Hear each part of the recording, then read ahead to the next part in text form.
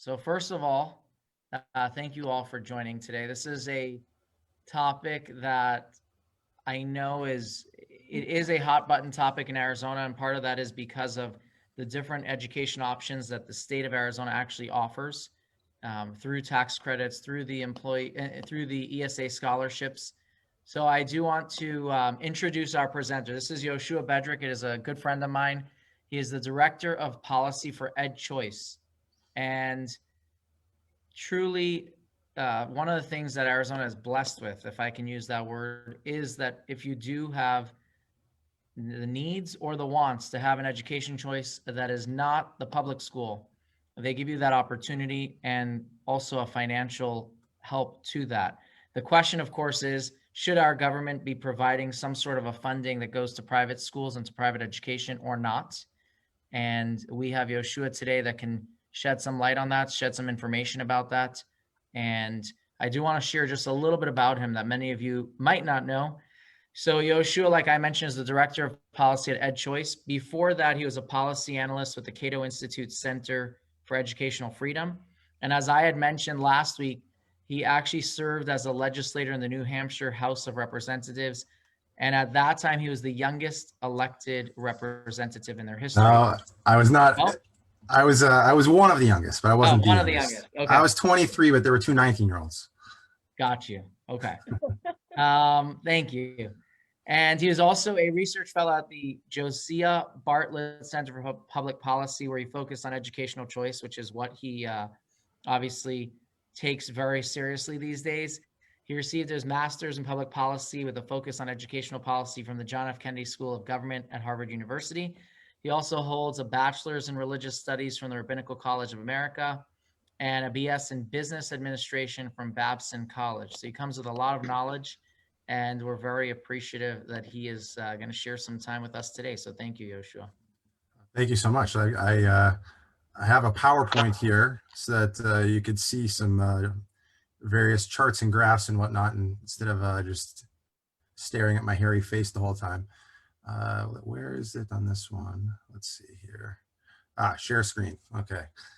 So let's see. Did that work, Levy? Is everyone seeing my screen now? It's there you go. Now we see it. Okay. So we'll play here from the start. Good. Okay. So this is a famous report. This is the Nation at Risk report that was issued in 1983, which said, if an unfriendly foreign power had attempted to impose on America the mediocre educational performance that exists today, we might well have viewed it as an act of war.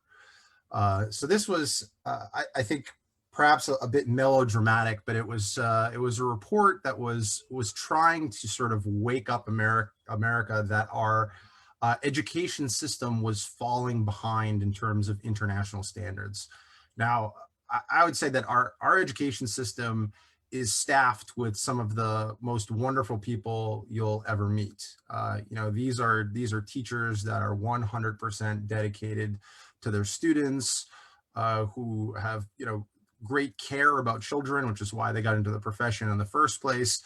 But what the report here was telling us was that the system in which these wonderful, dedicated public servants were operating was falling behind in terms of international standards. We needed, you know, there was a lot of talk about we need another Sputnik moment to sort of wake us up. But more than 30 years on, we can see that actually things have not improved a great deal. So this is the PISA. This is an international mathematics test. All of the blue lines are other countries. The orange lines are United States. So you can see that Massachusetts is up here, but that most of the states are not doing that well. And actually, you have to go to the second page. Here's the green line. That's the U.S. average. Now this was for 2011. So this is a few years ago. You can see Arizona is well down below in the bottom half. Our nation's capital, Washington, D.C., is trailing at the very end there, right between Thailand and Mexico in terms of their international performance. This is the most recent PISA, so this is from 2018. And you can see that the United States not doing particularly well by international standards, right? So we still are, we have not in the last 30 years gained much ground among the other industrialized nations, unfortunately. So one thing you might say is, well, maybe this is because we're not spending enough money. But if you look at this chart, all of the nations that are to the left of the United States are spending less than we spend per pupil. And all of them that are above this red line are performing better than the United States. So you can see that most of the other industrialized countries spend less than we do, but actually have higher results than we have. And you can see here, this is a chart that takes a look at changes in spending in among United States, and there's no correlation whatsoever. So you've got some states that spend a lot more, like Maine really increased their spending, but they didn't really increase their test performance. You had Florida, which barely raised its spending, and yet had dramatic gains in their test performance. So there's not a real correlation between increasing their spending and increasing their performance, at least over the last few decades. This is from 1990 to 2009, so it's over 2 decades. What we have seen is that since 1970, we've had a dramatic increase in the amount of money that we've spent per pupil, even after we adjust for inflation. But on the NAEP, which is the National Assessment of Educational Progress, which is also known as the nation's report card, the change in performance has been absolutely flat. So we're spending a lot more per pupil, but we're not actually getting more per pupil in terms of their performance. So where's all this money going?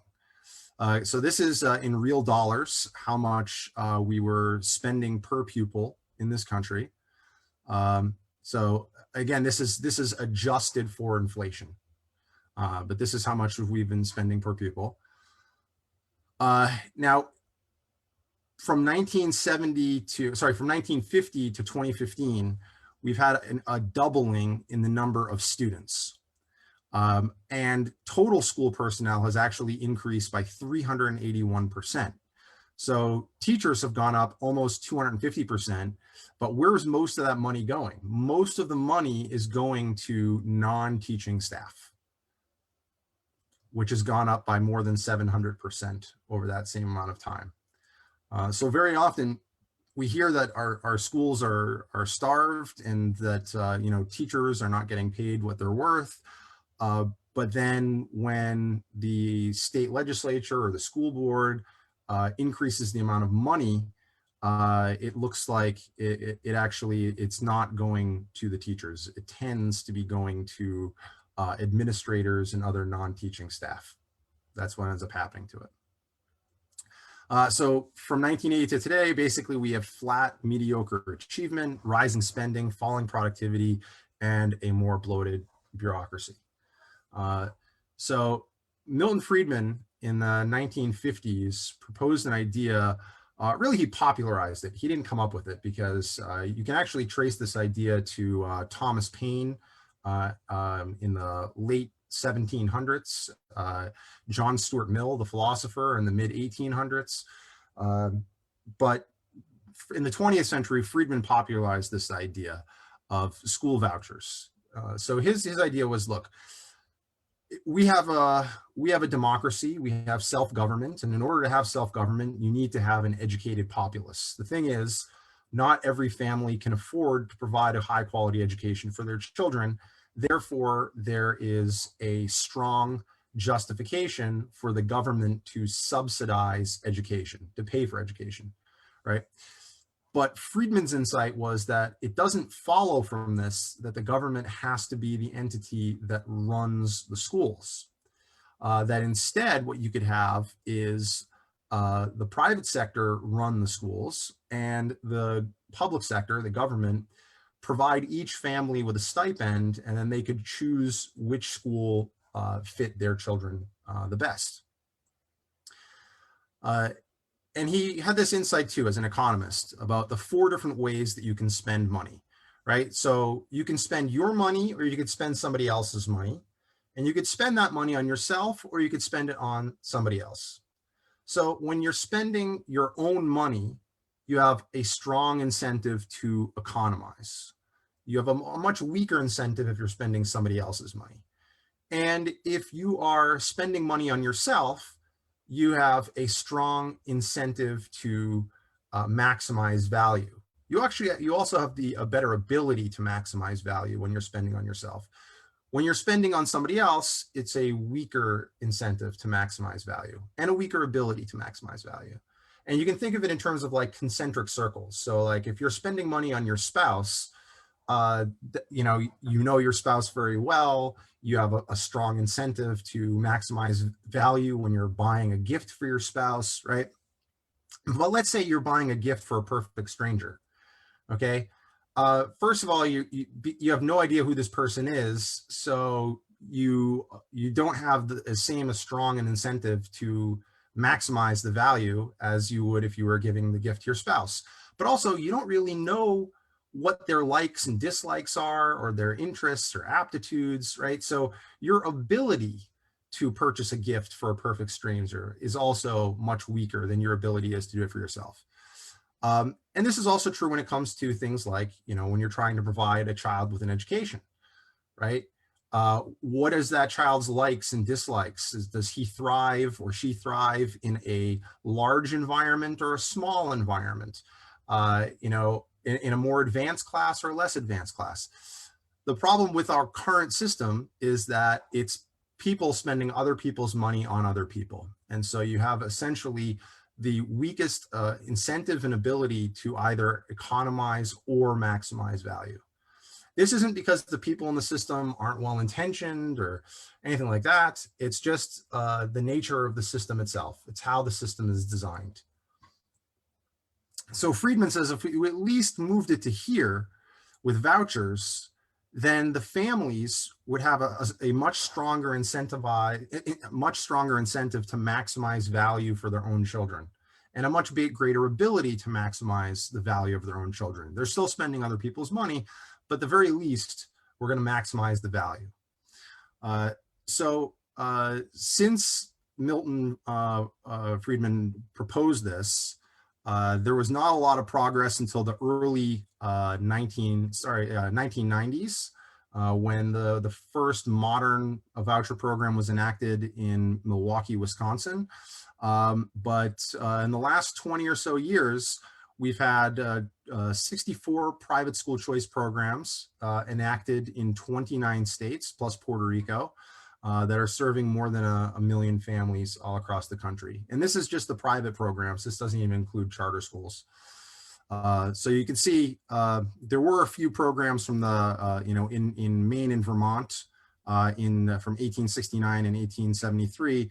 But the modern programs really took off in the 1990s. And you can see really over the last decade or two has been the most tremendous growth. So how do these actually stack up? What does the research have to say? Okay, so these are all of the random assignment studies on these various voucher programs.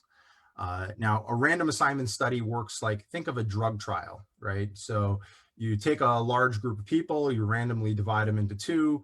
One group is going to get the drug, the other group is going to get a placebo, and then you're going to measure the outcomes of these two groups. So what happens here is that some number of families apply for a voucher, but there's a limited number of vouchers. And so randomly one group is going to receive the voucher and one group will not. And then you compare the outcomes from those two groups and see if there was any effect.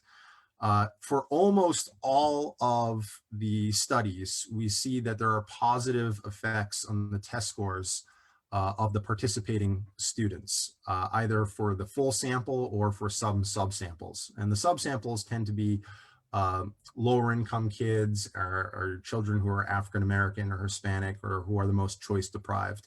The only negative effects have been from Louisiana, which I can go into at great length later if somebody's interested why Louisiana seems to be such an outlier here. But in most of the cases, there was either a positive effect or there was no effect detected.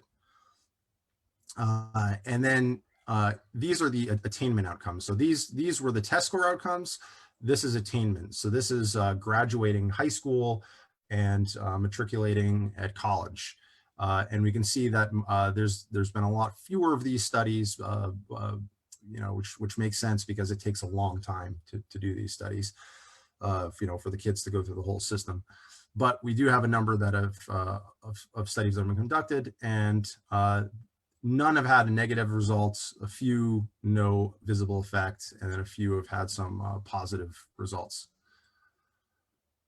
Now, one question that people have is, well, okay, it may be good for the kids who are participating, but isn't it going to have a negative effect on the public school system? Because what might happen is that the families that are the most interested in education are going to take advantage of the voucher and they're going to leave the system. And then the public school system is going to be left with the children who are the hardest to educate and who and the system is going to have less money to educate those kids. But what we actually find, and there's actually not only these studies, but all these on the next page, is that the opposite tends to be the case.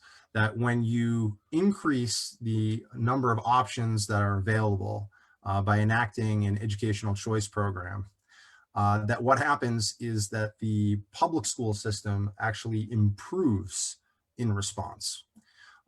Now, you can look particularly at Florida, because Florida has the largest school choice program in the country. There's more than 100,000 students participating.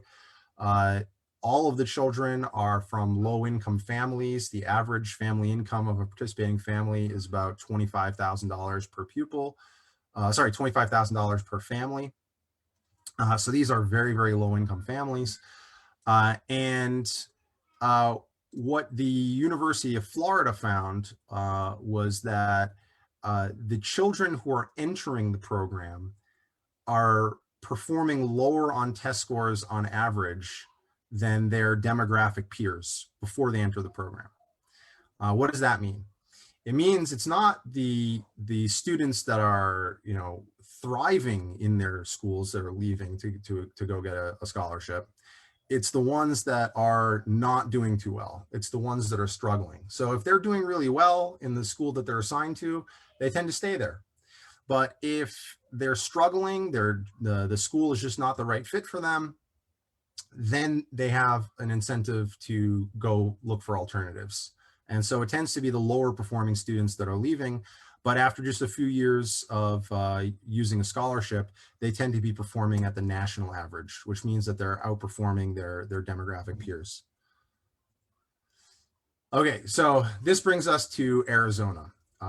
Florida may have the largest scholarship program in the country, but Arizona has by far the most choice-friendly environment in the country. First, we have something called open enrollment. So that means that, let's say that you wanted to go to another public school, but it's not the public school that you're zoned to. In Arizona, you can actually do that. And you can pick a school that's outside of your zone, and as long as they have space, they let you in, and you can send your children to that school. We also have something called charter schools. Most states these days have charter schools, but Arizona has the most charter schools per capita. Charter schools are public schools that are privately run. So they have to be secular. They can't be a religious school. And they can't charge tuition. The funding is entirely paid for by the state. But they're exempt from a lot of the regulations that traditional public schools face. And so they can also, they can operate very differently than traditional public schools. So some of them might be Montessori, or some of them might do a classical education, or they might focus on drama and the arts. So they've got a different focus. And you can see here are counts by school choice option in 9 Maricopa County attendance zones. And you can see that about 16% of students in Maricopa County are going to a charter school, and about 31% are doing district open enrollment. So the total number of students that are either going to a public district school that's outside of their district or a public charter school is about 47% are attending a school besides their assigned school.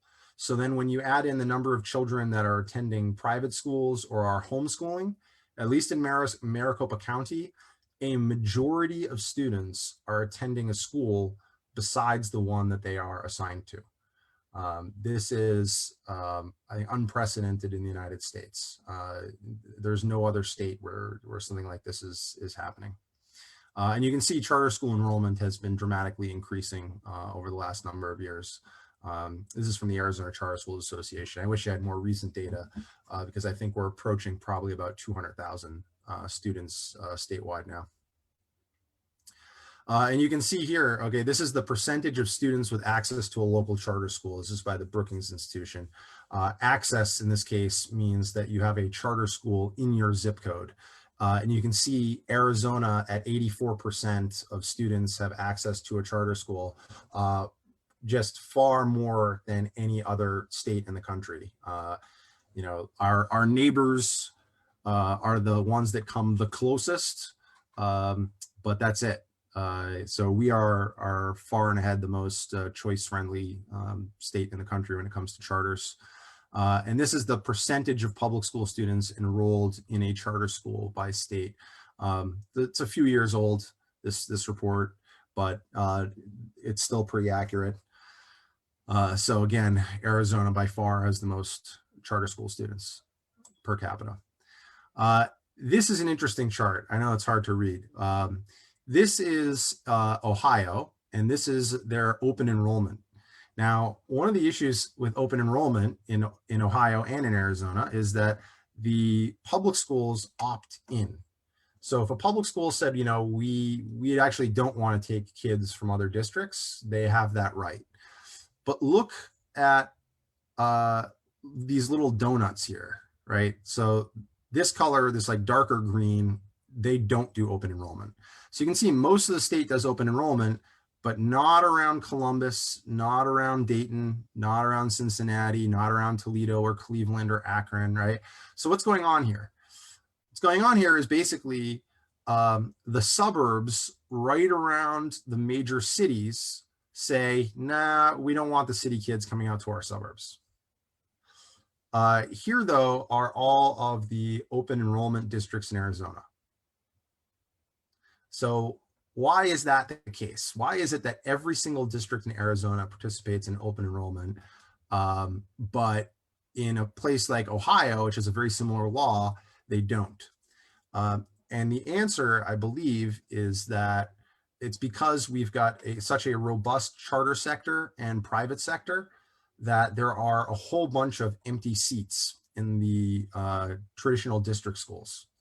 And so you might not be able to afford to live in Scottsdale, but you could still live in North Phoenix and send your children to Scottsdale public schools because of the combination of these two programs, our open enrollment plus our charter schools.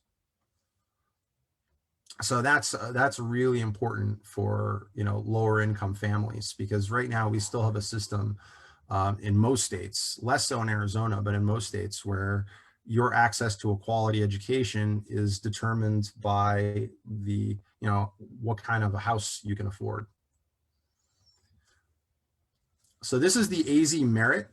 This is the state test that that we give to every single child. And this is just zooming in so you can see this is Arizona statewide, this is the charter sector, and this is the district sector. And you can see in 2015, 16, 17, and 18, the percentage that we're passing. So you can see that the all three of them have been improving. But Arizona statewide is basically just, you know, a combination of these two. So the district schools have been improving from 33% all the way now up to 39%. And the charter schools, even more so, 44%, and they moved all the way up to 50%. And so we've actually been seeing tremendous growth in our test scores in Arizona, where, like we said earlier, that nationally there is no growth. It's just been flat. But here in Arizona, they've actually been improving. This chart is hard to understand, but this is on the NAEP again, the National Assessment of Educational Progress, the nation's report card. You can see in the front, this is 4th and 8th grade math, 4th and 8th grade reading, and then 4th and 8th grade science. And so this is the growth in these exams from 2009 to 2015. So you can see that nationally it's pretty flat, a little tiny bit of progress in science, but basically flat in both math and reading. Arizona's district schools actually had, considerable growth, but really it's Arizona's charter schools, the red ones in the back, that have been driving the growth. And this makes sense because if parents are sending their child to a school and it doesn't seem to be working for them, but they have a whole bunch of different options, then they can choose something else and keep moving until they find something that works.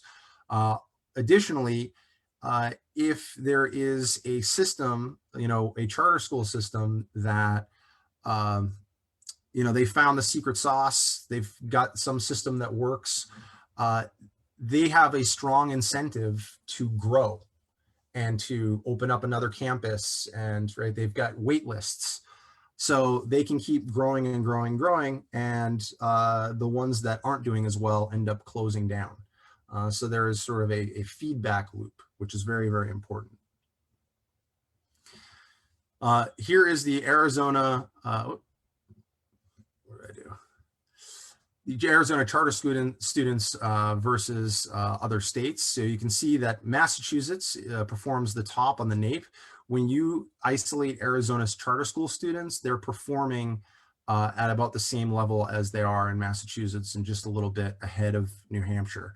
The difference is that our students are a majority minority. Majority are Black or Hispanic. Whereas in Massachusetts, majority white. Additionally, you can see that we spend about half as much per pupil as they spend in Massachusetts to get the same results. So it really is incredible what we've been able to accomplish here in Arizona over the last couple decades. You can see here's the national average on the NAEP. Okay, Arizona is just slightly below average. You remember earlier that we were well below average in 2011, but by 2017, we are just below the national average. But our charter school students actually on 2017 exam surpassed even Massachusetts. So our charter school students are just knocking the socks off the rest of the country. That's just zooming in. In addition to open enrollment in charter schools, we have something called tax credit scholarships. You may have heard of the Chabad Tuition Organization or the Jewish Tuition Organization or Arizona School Choice Trust or ACE scholarships. There's a whole bunch of these different organizations in our state. What you can do is individuals or corporations make a contribution to these what are called STOs, school tuition organizations. And then they receive a dollar for dollar tax credit. And then those STOs fund children going to private schools. We also have something called education savings accounts, or here in Arizona, they're called empowerment scholarship accounts. These are government funded accounts that you can use for tuition and a wide variety of other options. So how did this come about? Milton Friedman had asked years ago, how do we know how education will develop? Why is it sensible for a child to get all his or her schooling in one brick building? Why not let them spend part of a voucher for math in one place and English or science somewhere else? Why can't a student take some lessons at home, especially now with the availability of the internet? So essentially, you've got a restricted use bank account. You can use it for tuition, but also things like tutoring, textbooks, homeschool curricula, online learning. Educational therapy. A lot of special needs families in particular use the ESAs so that they can have a variety of different, speech therapists and occupational therapists and what have you. So this doesn't really take you all the way to category 1 spending, which is where you're spending your own money on yourself. You're technically still spending. This is money that's coming to you from the state, but because you can spend it in multiple different places and you can save unused funds for later expenses, you do have that incentive to economize. So this is probably the best way of spending money, at least from an economist's point of view. And we can see that the families that are participating in the program are highly satisfied. So this is a study I conducted a number of years ago. In the first year of the students using the program, we asked them how satisfied they were with their previous school, and just under 50% said that they had been satisfied with the education they were able to receive at their previous school. But once they had the ESA, 100% said they were satisfied with the education their child was able to get using the ESA. And you can see that 90% said that they were either satisfied or very satisfied, most of them being very satisfied. So this is the new kid on the block. Arizona was the first state to adopt an ESA. And there have been 4 other states that have followed suit: Florida, Mississippi, Tennessee, and North Carolina. And then, so just we'll close out with this question. How much money is spent per pupil? Because there's a lot of confusion about that. This is according to the Arizona Auditor General's most recent report. We spend about $11,000 per pupil on our schools in Arizona. So charter schools, this is now, so $11,000 at the district schools. The charter schools get just under $9,500. And for non-special needs students, if you have an ESA, you're getting just over $6,000. The ESAs, though, are worth 90% of the state portion, and the state portion for students with special needs is much higher. So it depends on what their special need is. It varies. A child who has ADD or ADHD is going to be very different than a child who has autism or cerebral palsy or something like that. But a number of the kids with the higher needs can get, between $15,000, $20,000, or even $25,000 per pupil, depending on their special need. This is looking at our spending versus New York, and you can see our test scores started way in 2004. Our test scores were considerably below New York. And we are, by 2018, we are on par with New York. But that year we were spending $9,000, and New York was spending more than $20,000 per pupil. New York City right now spends $31,000 per pupil, which is pretty incredible. So I've gone over all these different options, right? We've got out-of-district public schools, we've got charter schools, you've got private schools that you can access through school tuition organizations, we're called tax credit scholarships. We also have education savings accounts. So there's this great organization out there now called Love Your School that you can go to, and they will tell you all of the different options in your area, public, private, charter, what have you, and how you can access those various options. This is a great new tool that families who are, it can be very overwhelming when families are trying to figure out where to send their child. You want to make sure that you find the school that's the right fit for your children. And sometimes that's going to be multiple different schools. So fortunately, this is a great option. So if you know anybody, if you've got, your children are looking for schools for your grandchildren, this could be an option for them. It's a totally free service, I should point out. Their goal is just to make sure that every family finds the option that's right for their kids. So with that, I thank you very, very much for your time, and I'm happy to take any questions that you may have. So first of all, Yehoshua, thank you very much. Quite informative. And I just have a question I know that people might be having in the back of their minds, or they're going to ask it anyways. Sure. This is the answer, of course, from people who appreciate the school options. What is the answer from people who are against this? And of course, why are they against it? It's a good question. I prefer to let them speak for themselves, but I think generally speaking, and I don't like to get into motives, but I often it's people that are invested in the existing system, see alternatives to the system as threatening. But what I would say to them is that it's not threatening, right? This is not about one system versus a different system, and these people versus those people. It's about making sure that every single child has access to a wide variety of high quality educational options so that their family has the best opportunity to find the learning environment that's the right fit for him or her. There is no one best system. There is no one best type of school. What we have is different kids and with different needs. And so I think that one day it's going to be so widespread that we're going to be shocked that there was ever a system where you were assigned to a school based on the location of the home that you could happen to afford. All right. No, thank you. That was a good way of not answering for others, so, but also informative. Thank you. Stan, you have a question?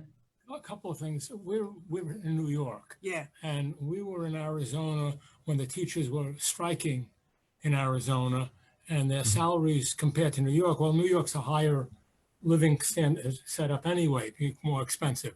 But the teachers' salaries, when they said that the teachers were taking $1,500, $1,000 out of pocket just to get supplies to their students, and that's upsetting. I mean, as a parent, and as even as an out-of-stater, I mean, you feel sorry for teachers who have to do that. And the other problem seems to be in New York, it's the charters and the public schools are us versus them. And that's a problem. Our son is involved with the charter schools. My wife was a public school teacher, so we're dealing, Yeah, there definitely was an issue with the pay here in Arizona for teachers. I totally believe teachers should be paid what they deserve.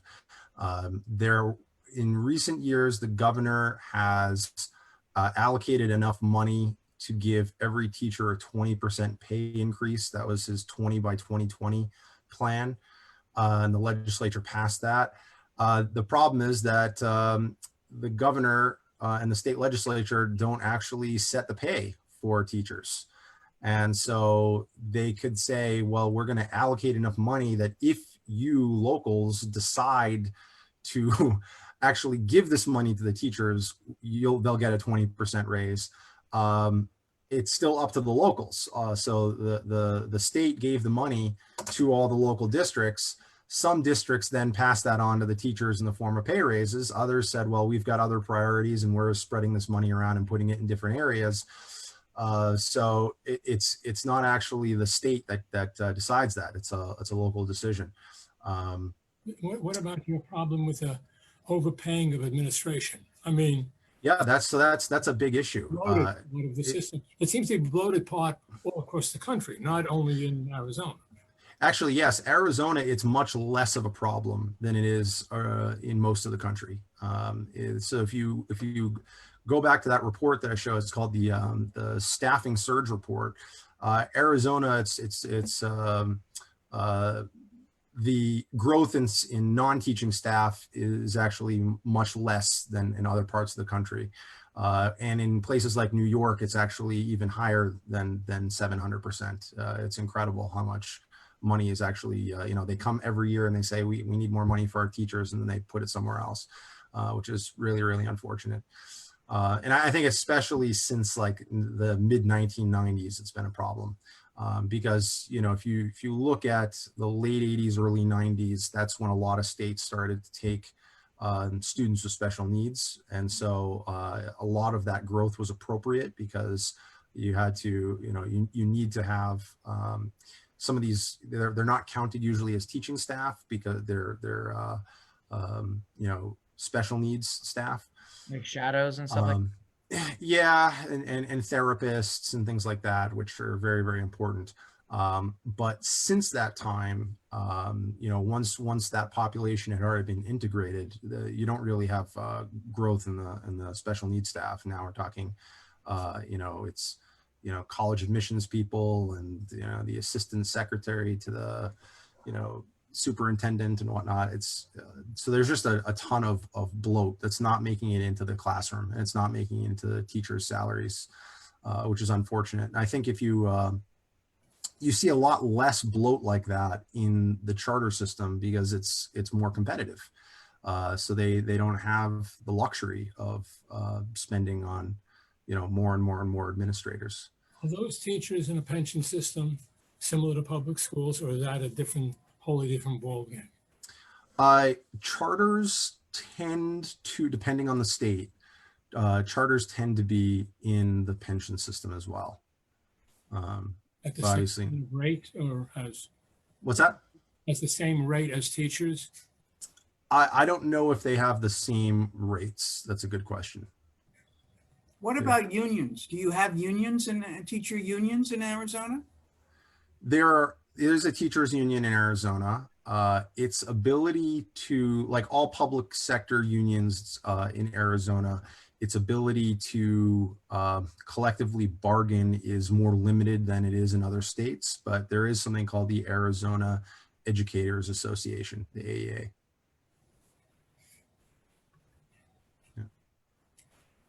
Thank you. Any other questions specifically for this? So what, Yehoshua, I know you focused a lot on the district versus charter. For private schools, are all of those test scores that you shared included with private schools as well that are not in the charters? The private schools aren't required to give the same AZ merit test. So we only have the AZ merit data for traditional public and charter. The private schools give tests, but they give, each private school can choose its own tests from a menu of different nationally norm reference tests. So they could be like the Stanford 10 or the SAT or the Iowa test of basic skills, or the, there's a wide variety of other tests that they take. But we don't have all that data. All right, thank you. Now, can you share your contact info for people who might have questions or anything like that? Yeah, absolutely. Easiest way to contact me is email jason@edchoice.org. And Levi, if you want to send an email to everyone, you're welcome to do it. I had another question. You say Sure. .org. What? EdChoice.org. Sorry, 1 second. Yes, edchoice.org. Yeah. I put it in the chat for anyone who does want that. Oh, great. Thank you. A curious Joel situation in New York, which is one where one of the arguments was, well, they took over the school board. I mean, that's one of the things they voted and ended up taking over the school board, but that they were not teaching things like math and science. as the schools system required. And because of the politics and the politicians in the area, and they needed these people for the vote, they weren't really challenging them on it. So the kids, if they wanted to go on to some sort of higher education, were limited as to what they could do if they got out when they finished quote high school. I don't know how you deal with something like that. It's a large topic for another day, but I actually just finished writing a book on this. So this is called, or I'm not really, I'm the editor, one of the co-editors. So this is Religious Liberty in Education, a case study of yeshivas versus New York, where we got a wide variety of different academics and philosophers and legal experts and practitioners to analyze it from a variety of different from angles. Can we actually schedule you for that? I know people, I will tell you that of all my different encounters about schools and Kiryat Joel specifically, I remember walking into a retirement community and this lady comes over to me, like stuffs the New Yorker magazine into my face and says, "What do you answer to this?" And I'm like, "I don't know the story and it's not my community, but let me read this and get back to you." Yeah. But I get that question a lot. It'll be an interesting topic to present. The short answer to me is that this system has been working for these families for generations and generations and generations. And I don't see that there is an overwhelming need for the state to intervene and force them to teach their kids differently than they've been teaching them. And I think that a lot of this idea that they can't go get a college education or something like that is actually quite overblown. Including by the activists. There's a group called YAFED that young advocates for fair education is what they call themselves, that grew up in various Hasidic groups and then left those groups and wished that they had had a more secular education. The founder of that organization, who writes in the New York Times about how when he went to college that they were talking, that the professor was talking about molecules and he had never heard the term molecule before, and how terrifying, how awful an experience that was for him. I can sympathize, but he went on to not only graduate summa cum laude from a decent state school. He then went on to get a master's degree in social work. Okay, so I mean, how held back was he really? Now, for those students at schools that are, they first of all, the New York Times and others have called them illiterate. Okay, which is just simply wrong. Simply wrong. I'm not going in that area at all. Yeah, right. They speak Yiddish, Hebrew, and Aramaic, right? And so they're literate in multiple languages, and they all speak English these days. The youth, they all speak English. Now, are they speaking it like sometimes a second language? Yeah, absolutely, right? Are their math and science skills up to where I want them for my own children? No, they're not. The question is, if they're depriving their kids of such an education that they can't function in the modern world if they chose to leave the community when they grew up. And that's just simply not the case. In fact, I think that the education that they are receiving is in many ways superior to that of the public school kids down the street, who, by the way, are spending their entire day learning secular studies and are often graduating unable to read the diploma that they are handed when they turn 17 or 18. These students are learning how to engage at a very high level with incredibly complicated texts for hours and hours at a time. Okay, they are able to take those skills and then transfer those skills into other content areas. That's how this kid, he grows up, he never hears the word molecule, but then he's able to graduate summa cum laude.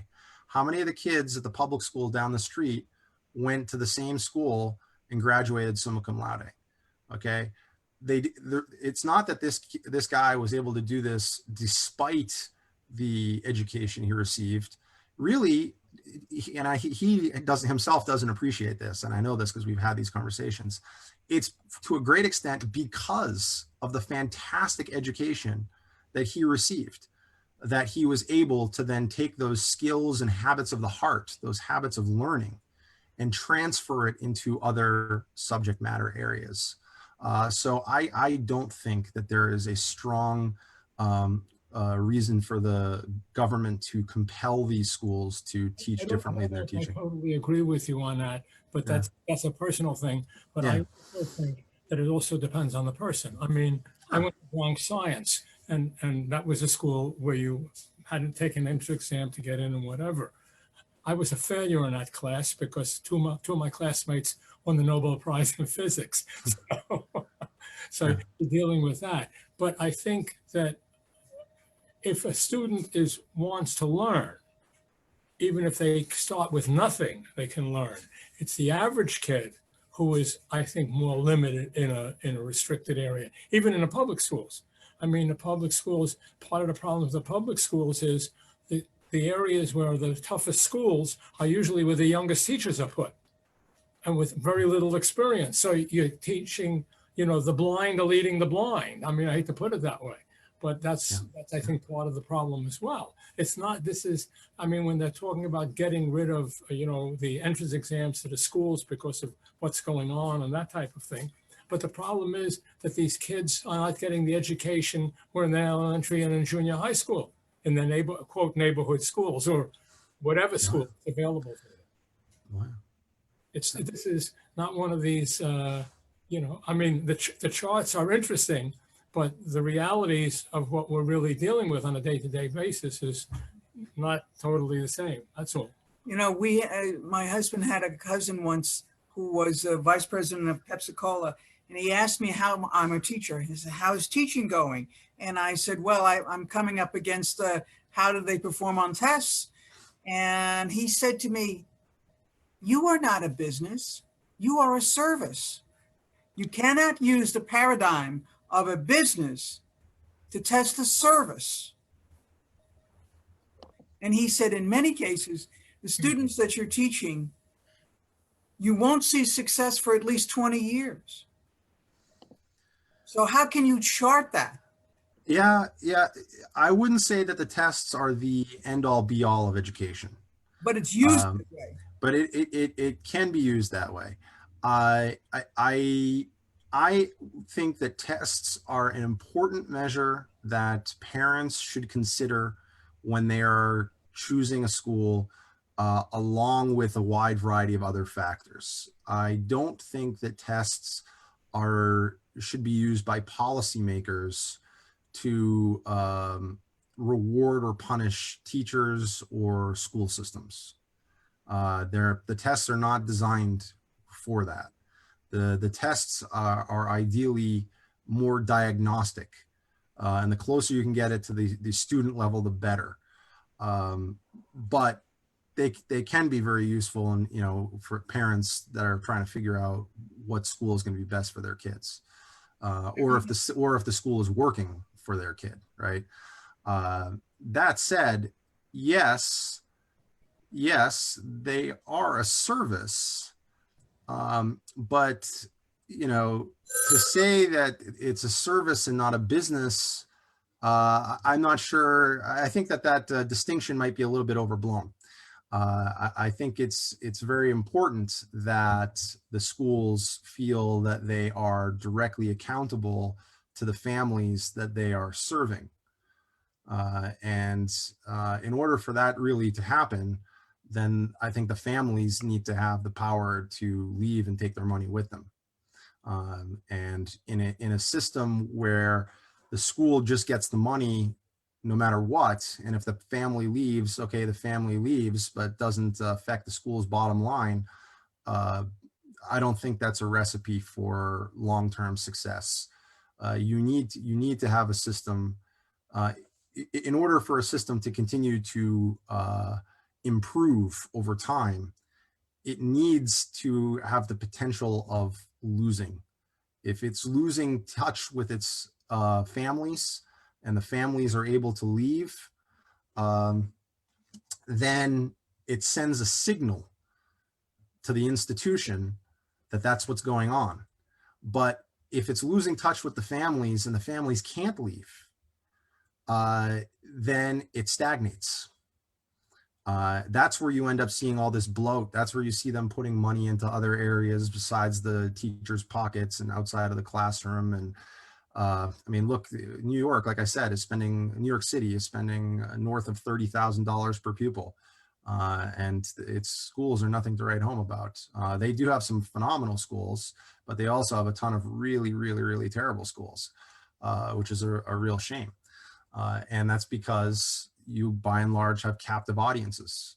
So I would like to see the power put in back where it should be, which is with parents.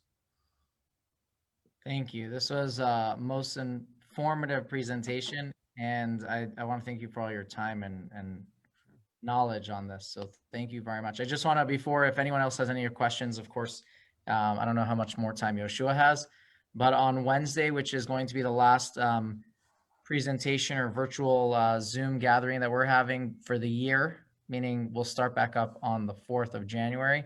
Wednesday is a sit and be fit with Nancy Mendelson. So just a way to keep yourself a little active while everyone is hunkering down during these crazy Corona numbers. So again, feel free to share that with your friends. And I hope to see you then.